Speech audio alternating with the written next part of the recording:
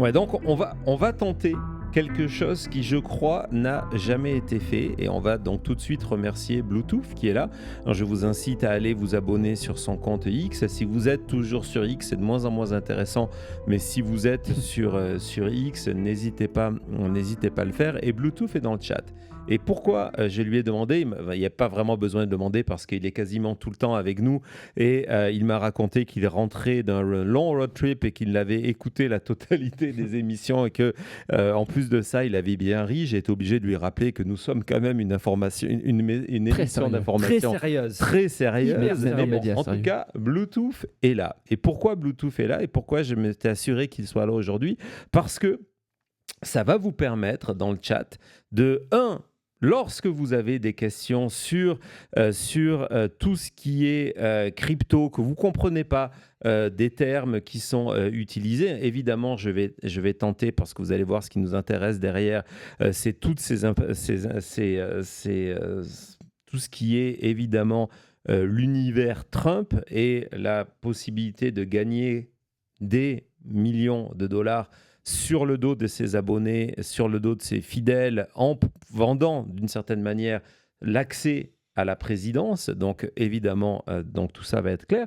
Mais Bluetooth sera là pour vous répondre dans le chat si vous avez des questions. On va parler de quelqu'un comme tout à l'heure, comme Justin Sun. Bluetooth sera là. Et en plus, deuxième niveau, c'est que je vais demander à Bluetooth, il ne le sait pas, de me fact-checker en direct. Non, vraiment. Si on va par exemple parler d'une enquête qui a été faite par Crew, qui est ce groupe à Washington spécialisé justement dans toutes les questions éthiques, et ils ont des affirmations extrêmement importante sur la manière dont ces dernières semaines, Donald Trump et les fils Trump ont transféré de l'argent de manière plus ou moins anonyme. Si Bluetooth, à ce moment-là, estime avec son expertise de ce sujet que c'est pas vraiment ça, que c'est pas vraiment possible, etc., il va vous le dire dans le chat. Donc, vous aurez un fact-checking en direct. Donc, voilà, c'est quelque chose de complètement nouveau. T'en penses quoi? Oui, non, pourquoi pas, très bien. On a un Bluetooth qui est là avec nous. Autant utiliser notre Bluetooth. C'est comme quand on a Maître Eolas, on fait des dossiers judiciaires. Quand on a Bluetooth, on profite et voilà. Mais Maître Eolas ne veut plus faire de sentinelle. Arrête, Colin. N'importe quoi. Maître Eolas nous a fait l'honneur de venir sur Maintenant Média la dernière fois que j'étais en direct dans mon bureau pour justement faire ça. Et c'est ce qui m'a donné l'idée. Il est venu répondre aux questions de la communauté. Donc voilà, vous êtes prêts? Ton chat est prêt?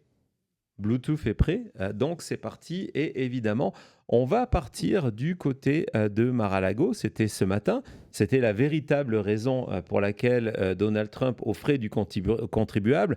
Quand on voit ce matin qu'il a expliqué que Kushner et Witkoff ne pouvaient pas partir du côté de Islamabad parce que vous comprenez, ça faisait beaucoup d'avions. Lui, il nous a fait une nouvelle fois un aller-retour Washington, Mar-a-Lago, Washington. Donc c'est pas vraiment la même chose. Donc il était pour sa deuxième conférence sur le fameux meme coin. On va voir sur le site l'annonce de cette conférence. Ça faisait un petit moment. On va aller sur site 1, Thomas. Voilà, ça arrive. Donc voilà, c'était extrêmement clair. C'est Donald Trump, je crois. Ouais, c'est Donald Trump qui vous invitez à la The Most Exclusive Crypto and Business Conference in the world, avec un lunch de gala. Donc, un déjeuner de gala avec le président Donald J. Trump. Et c'est clair, Thomas, je pense qu'on a l'illustration en isolé. Tu peux nous aller la montrer. C'est vraiment Donald Trump. C'est lui. C'est qui? C'est ça la photo de Trump, Thomas, la bonne photo? C'est Donald Trump. En fait, c'est ce qu'on appelle du recyclage. Parce qu'il y a quelques années, Donald Trump s'était lancé dans la mode du mème NFT Et dans le même NFT, dans les NFT, il vendait ces fameuses images de lui en situation... il y en avait des folles. Il y en avait des folles. On avait fait tout un dossier. Là, on parle bien du Trump Coin. Hein. Donc, par exemple, si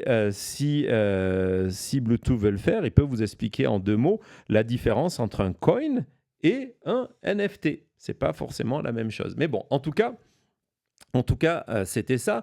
Et donc, cette conférence est annoncée, évidemment, dans un des bâtiments les plus historiques, les plus connus du monde. Non, vraiment, c'est Cody. Non, commence pas à rouler les yeux. Non, je roule pas les yeux. Regarde, c'est ce que le président des États-Unis nous explique, que c'est une des plus célèbres résidence historique du monde. Mar-a-Lago, moi, c'est vrai que quand on fait la liste, non, mais je mets en dessous de Versailles. Il y a peut-être la Tour Eiffel, je sais pas. Et encore, on a une à Vegas, je crois qu'elle est meilleure. Ouais, t'as raison. La Tour de Pise, mais elle est même plus droite. Elle est plus droite. Ça donne faim. Qu'est-ce qui reste? Westminster. Les pyramides n'ont pas de piscine. Hein. Les pyramides. Ouais, non, il n'y a pas de piscine. Il n'y a pas de piscine. Il n'y a pas de piscine. C'est pas de parasol. C'est ennuyeux, ça. Il n'y a pas de piscine. Et la parasol. Le parasol non plus. Ouais, donc voilà. Donc finalement, à Mar-a-Lago, tout se passe comme ça. Et donc, évidemment, tu vas pouvoir, cher ami qui va envoyer de l'argent, tu vas pouvoir profiter d'une journée extraordinaire avec les membres du club le plus historique, le meilleur du monde, le plus beau, Mar-a-Lago en Floride.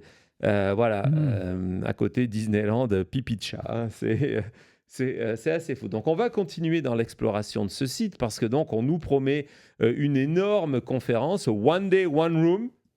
One Day, One Room, donc une journée, une pièce avec les personnes les plus importantes du monde. Évidemment, on commence par le seul, l'unique président Donald J. Trump. Pas besoin de mettre de bio. Non, d'ailleurs, il n'y a rien dessus.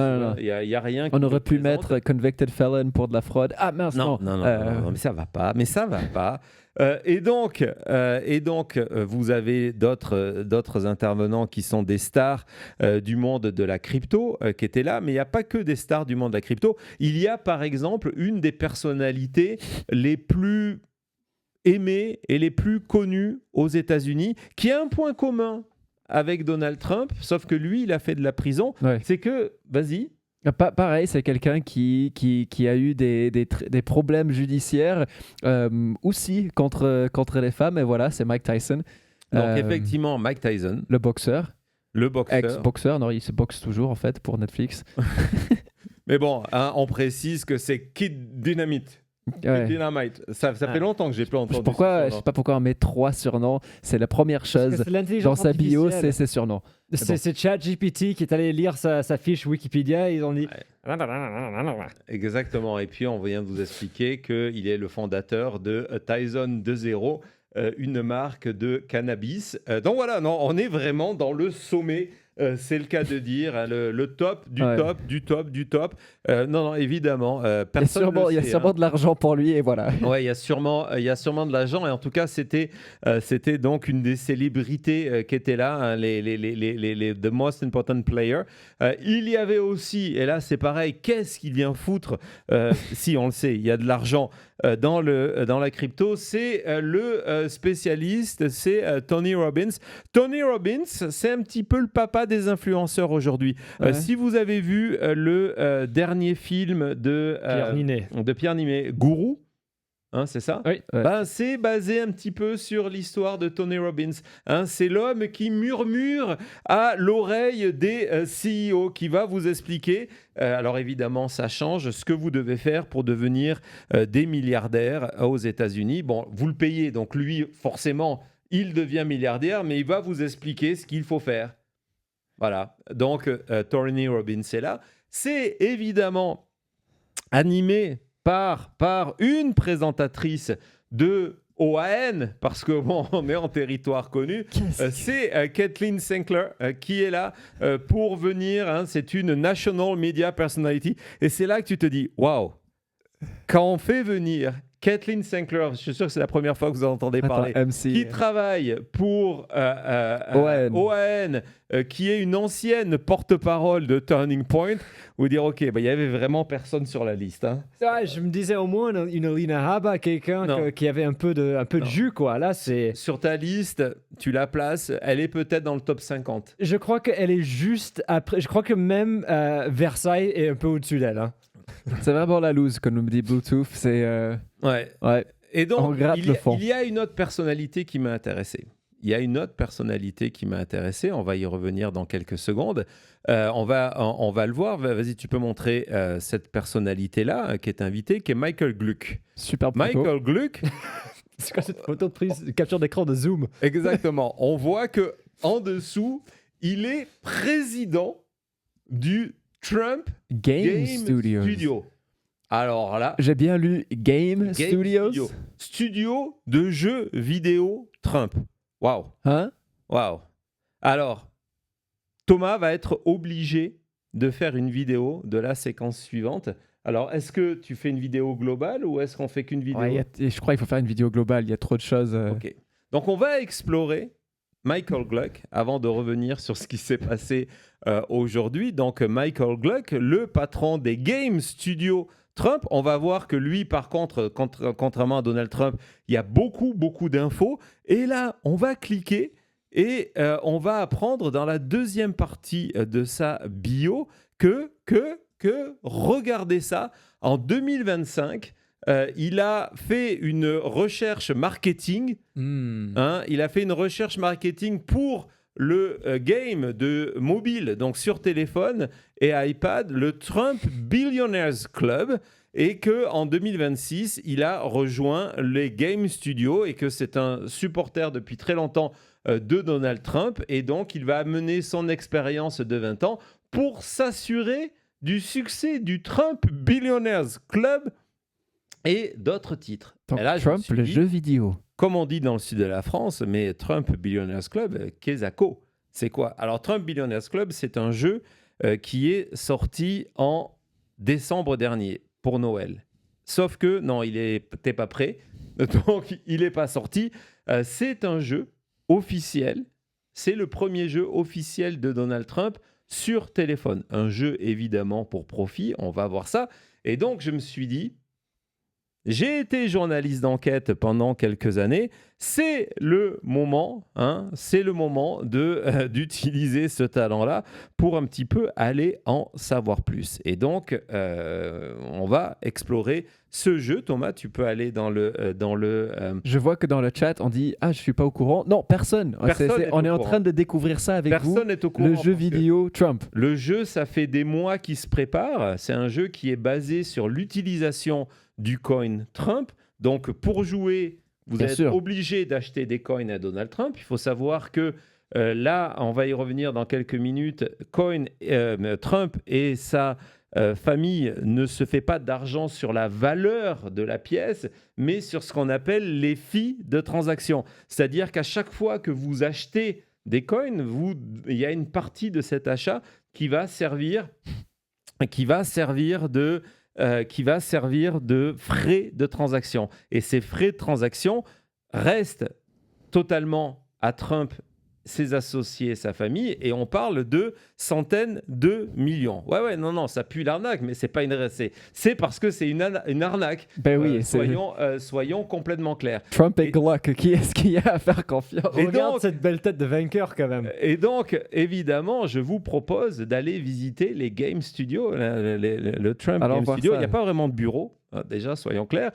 On va explorer ça, mais avant, on va faire une petite parenthèse. Je sais qu'on les aime bien dans le passé.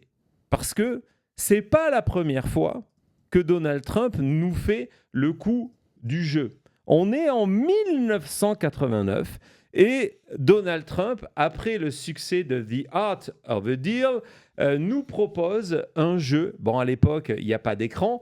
C'est un jeu de société, c'est The Trump The Game, un énorme jeu, The Art of a Deal, etc. Donc, vous pouvez l'acheter pour pas grand-chose si vous voulez sur eBay, y compris d'ailleurs complètement emballé. Donc ça, en fait, je me suis trompé. Ça là, c'est la réédition. Là, je vois, donc ça sera pour plus tard. On va continuer à explorer Trump the Game. Donc, c'est un jeu qui a été un énorme échec. On va être complètement clair. Il y en a eu 2 millions qui ont été mis en vente aux États-Unis et les hypothèses les plus favorables estiment qu'il y en a 800 000 qui ont été vendus. Ça, c'est le chiffre le plus favorable communiqué par Trump lui-même. Donc, vous savez comment il faut être prudent sur ça. Hein. Thomas, vas-y, tu peux s'il y a d'autres photos non, ça c'est pour, voilà, celui-là, oui, sur ce jeu. Évidemment, le public avait remarqué, parce que c'était un jeu qui était extrêmement mal noté, c'est pour ça qu'il n'a pas fonctionné, qu'en fait, c'était une copie du Monopoly, un rip-off. Mais en plus compliqué. Mais en plus compliqué et où, en fait, tout était lié au hasard. C'est-à-dire qu'il n'y avait aucun appel à des skills, à des stratégies. C'était tout lié au hasard avec des règles que personne comprenait. D'ailleurs, si vous allez voir, on voit le manuel de Trump the Game, il y a presque autant de pages que dans Trump the Art of a Deal. Il y a 12 pages de règles. 12 pages de oui, parce que moi aussi je connais ce jeu. Et il y a une parenthèse, je ne sais pas si tu es au courant de ça, mais l'aspect charité, est-ce que c'est... On va y venir après. On va y venir après. Ouh là là, Cody, ouh là là, c'est terrain glissant là, c'est terrain glissant. Ouais, vas-y. Ça, je veux dire, comment est-ce qu'on peut rendre le jeu de bataille compliqué?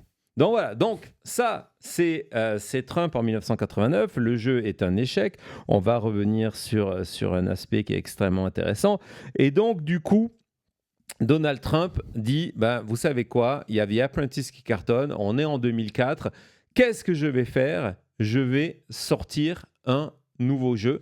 Voilà, I'm back and you're fired. Trump the Game. Sympa. Donc ça, c'est en 2004. La beauté de la chose, avant d'explorer un petit peu plus ce jeu-là, c'est que nous avons des pubs de l'époque. Oui, nous avons déjà, je crois, on avait une pub pour le premier, non? Oui. On a une pub pour le premier. Elle n'est pas très très bonne. On est en 1989.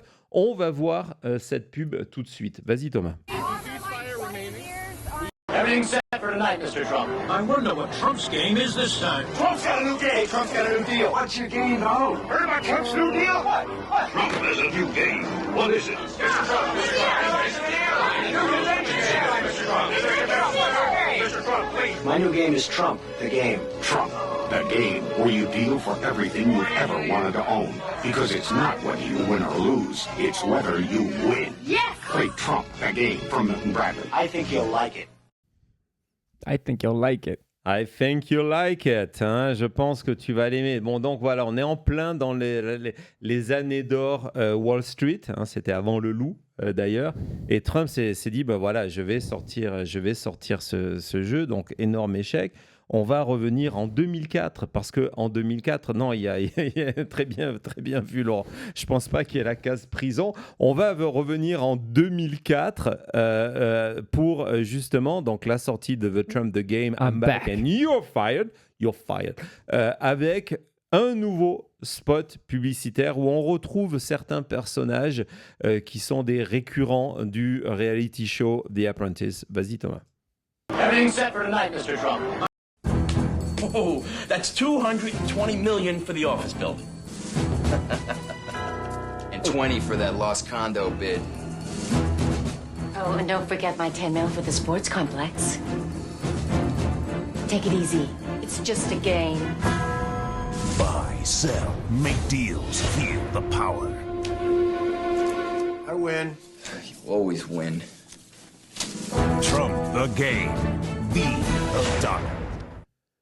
Alors, on remarque tout de suite qu'en 2004, Donald Trump travaillait, c'était un débutant, il travaillait son regard dur et méchant, mais c'était pas encore au point. Hein, si on voit par exemple ses mugshots, non, ses portraits officiels au niveau de la présidence, on voit qu'il a un petit peu plus travaillé ça. À l'époque, il est moyen. Hein. Les cheveux qu'il avait à cette période-là aussi. Le casque.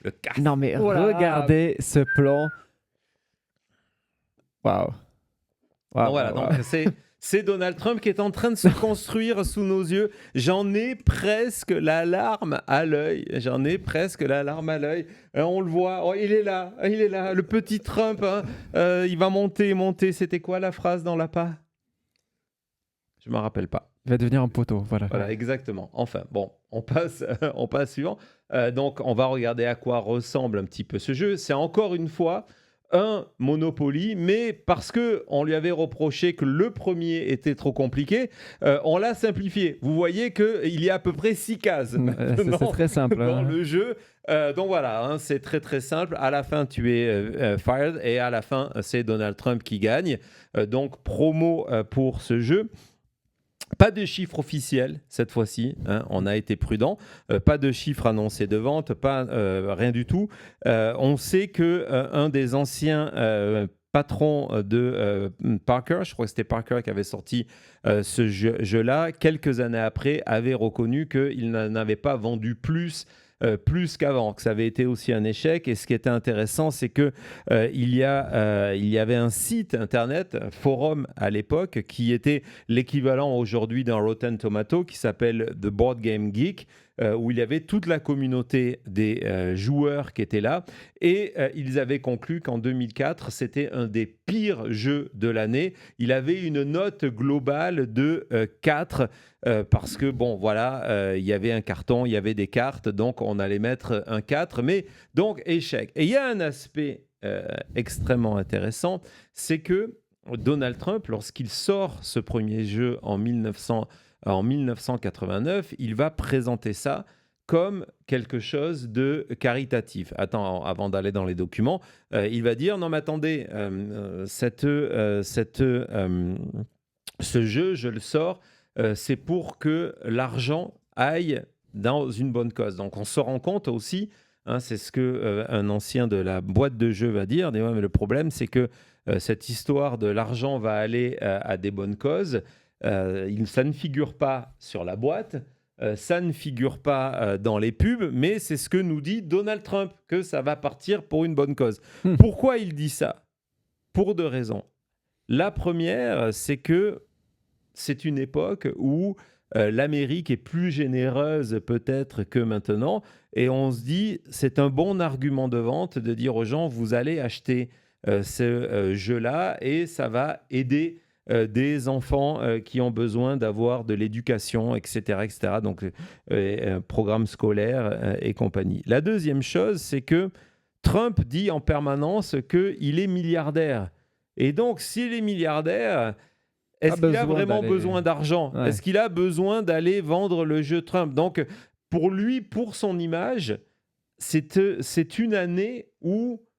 C'est une période de son histoire où, en gros, tous les produits qui va sortir, on va le voir, que ce soit la Trump Vodka, les livres, etc., à chaque fois, il va dire non, mais c'est pas pour moi, je n'ai pas besoin d'argent. Alors que dans la réalité, on le sait, il y a eu un procès. C'est les époques les plus difficiles pour Donald Trump. Donald Trump a été sauvé par NBC lorsqu'il y a la signature de The Apprentice, parce que sinon, il avait vraiment besoin d'argent. Et c'est peut-être pour ça que en 2016, lorsque Donald Trump est candidat, le Washington Post fait justement une enquête pour aller vérifier les propos de Donald Trump qui raconte qu'il a donné des millions et des millions. Je parle en millions de dollars il y a désormais 10 ans à des associations caritatives. Et regardez ce titre pour le résultat. Regardez. Donc Donald Trump a promis des millions pour des charités. Pour des associations caritatives. On a trouvé moins de 10 000 sur une période de 7 ans. Donc voilà, donc on est loin des Il manque des zéros là. De quoi ? Il manque des zéros là. On a moins, et en plus de ça, c'est avant que tout se termine devant des tribunaux avec Eric Trump qui est en charge de cet argent-là, parce que ce qu'il faut savoir, c'est que l'argent de ces ventes à but lucratif, très souvent, transite par des funds, par des comptes particuliers qui sont liés justement à une association caritative au nom de Donald Trump, parce que ça permet d'échapper au fisc.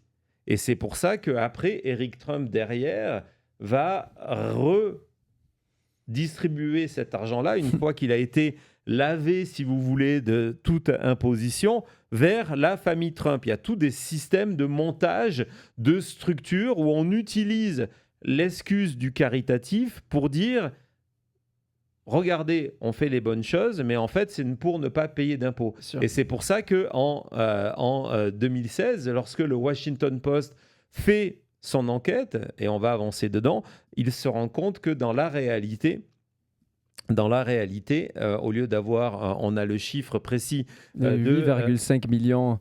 Ça aurait fait plus de 8,5 millions si on met ensemble Trump Vodka University, le livre, tout ça, qu'il avait promis, ça aurait fait plus que 8,5 millions, et que la réalité... C'est moins de 10 000. Mais regardez, en plus, il disait qu'en 89, le premier jeu, il devrait lui rapporter 20 millions de dollars qu'il aurait pu donner à ces associations. Associations caritatives. Et en fait, ils ont trouvé moins de 10 000 dollars. 10 000 dollars sur le compte. Donc là, Milton Bradley, c'était la première compagnie qui répète que de toute façon, le jeu n'avait pas marché et que, évidemment, il y a un des problèmes, c'est que les consommateurs, ils ne savaient pas que Donald Trump avait fait cette promesse.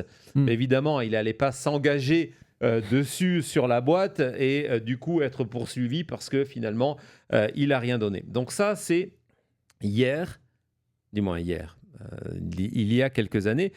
Juste avant le début de l'émission, Cody, tu m'as dit que il y a plus. Donc, mais en parlant de, il avait peur de faire. Il a été poursuivi pour ce jeu par quelqu'un qui disait qu'il lui devait des droits d'auteur sur le jeu. Et à un moment, il disait, je peux pas te payer. En plus, tout était déjà donné à des associations caritatives. Ouais. Mais le problème, c'est qu'il a jamais montré de documents. Mais vu qu'il n'y avait pas un contrat entre Trump et la personne qui l'a attaqué, le procès n'a jamais... le créateur du jeu. Non, c'était pas le même. C'est pas lui, c'est parce que je sais qu'il a eu un procès avec le créateur du jeu, avec le créateur du design du jeu. C'était quelqu'un qui avait donné une idée à Trump de faire un jeu quelques années avant. Mais Trump avait dit non, je ne peux pas te donner, désolé, j'ai tout donné aux enfants. Mais en fait, il n'y avait aucune preuve de ça. Ouais, et oui. Avant l'émission... Très bien, Olivier. Ouais, les cartes en main. Excuse-moi, vas-y. On parlait que ça allait être le premier jeu vidéo de Donald Trump. Ouais, c'est faux. Et c'est faux. Et c'est faux. Parce qu'on va partir, et Thomas a la photo, en 2002, pour ça. Donald Trump's Real Estate Tycoon. Vous voyez sa tête sur ça? Et en plus... c'est sa voix dans le jeu. Wow. Et donc, c'est un jeu où l'objectif du jeu, c'est de mettre Trump en faillite. Et c'est pas mal. Et vous pouvez même jouer... il y a une des villes où vous jouez, c'est Paris. Donc c'est pas mal. Magnifique, Cody. Ouais, ça, évidemment, on a vu que son jeu, son board, c'est une copie de Monopoly. Ça, c'est à l'époque, c'était SimCity. Où on devait construire des villes, etc. Ou Roller Coaster Tycoon aussi. Exactement. Donc, c'est un mélange entre les deux. Il est sorti le 2 novembre, donc quasiment 2002, donc quasiment pour mon anniversaire. Ah, c'est magnifique. 2 jours avant ton anniversaire. Voilà. Et c'était un jeu qu'on pouvait jouer sur PC. Et vous pouvez toujours le trouver gratuitement sur Internet et vous avez la voix de Trump dans ce jeu.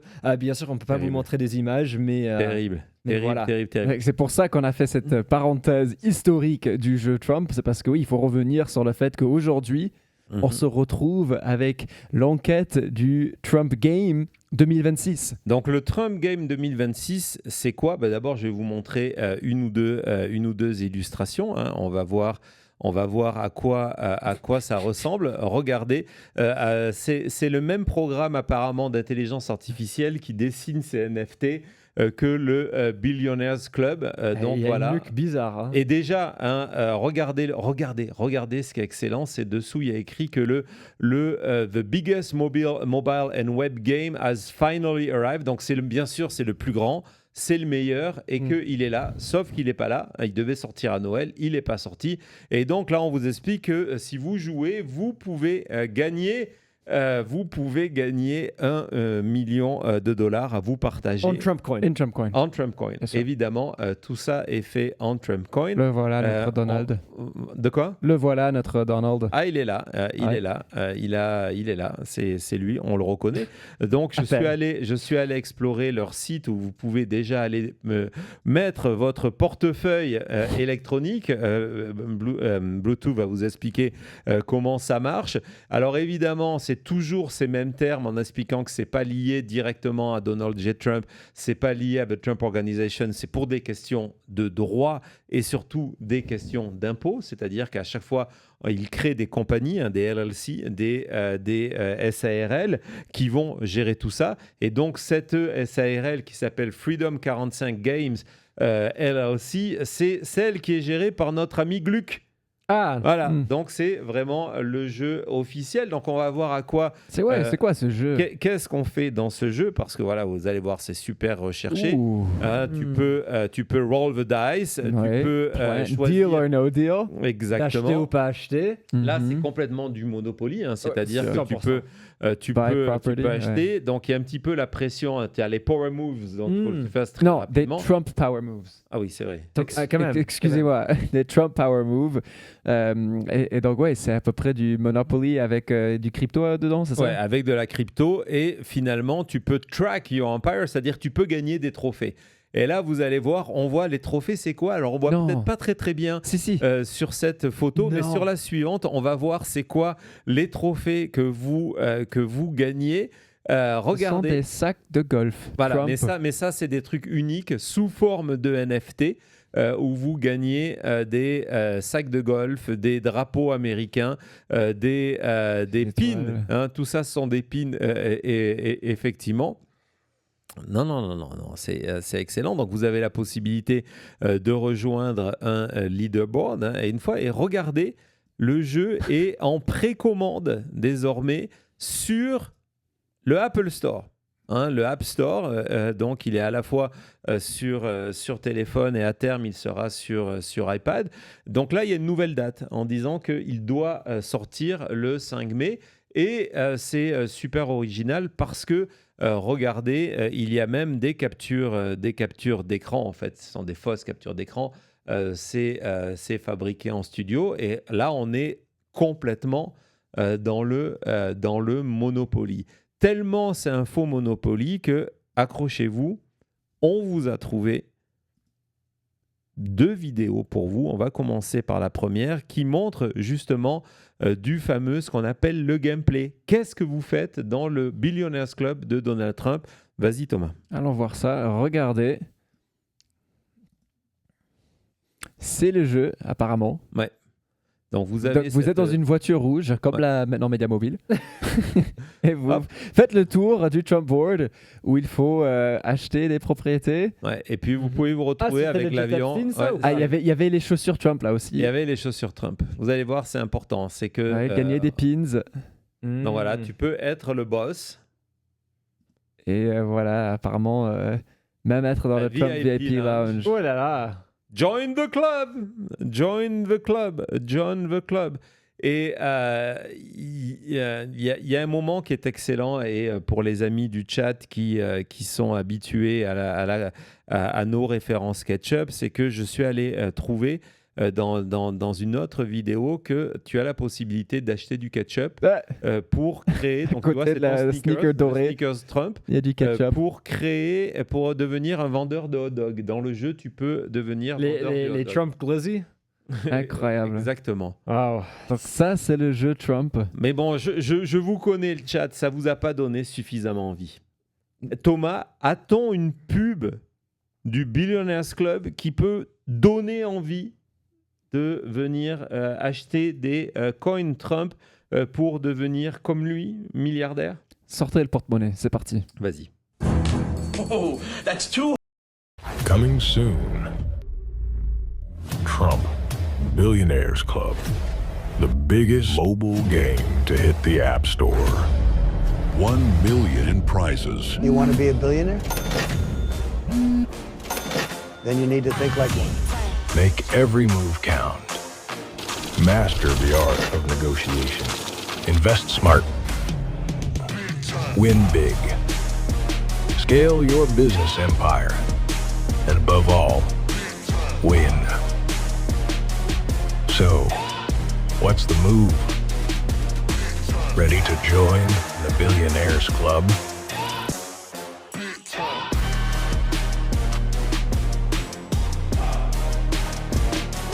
C'est tellement cheap, c'est fou. Waouh. Ah, c'est énorme.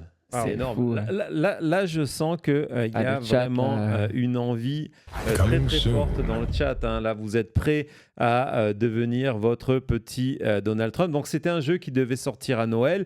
Il est reprogrammé pour le mois de mai prochain. Le 5 mai. Ouais. Dans 20 jours. Dans 10 jours, désolé. On verra.